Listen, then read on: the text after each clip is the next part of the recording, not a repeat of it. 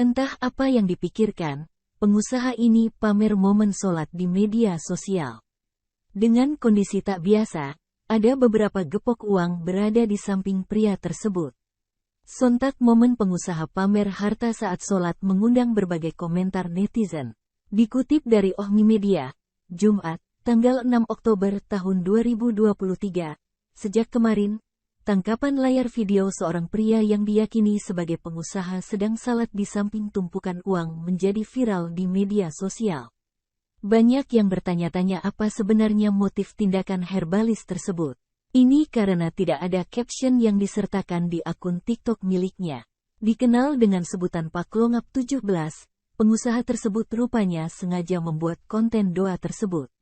Rupanya kontennya itu sebagai bentuk pemasaran atas produk yang dijualnya. Dalam video lainnya, pria tersebut mengaku sedang mencari pekerja terampil di bidang IT untuk membantunya mempromosikan bisnisnya melalui media sosial. Tumpukan uang Rm100 dan Rm50 dapat dilihat di sebelahnya. Diduga jumlah uang tersebut totalnya adalah Rp400,000, 1,3 miliar rupiah.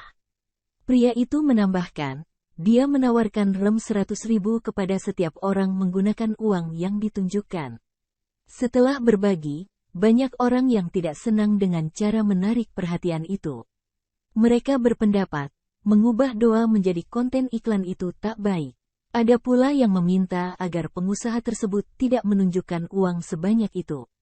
Netizen menganggap hal itu sebagai riak kenikmatan, terlebih saat sedang salat. Namun belum ada penjelasan dari yang bersangkutan atas aksinya menepukkan uang di pinggir sajadah saat menunaikan salat.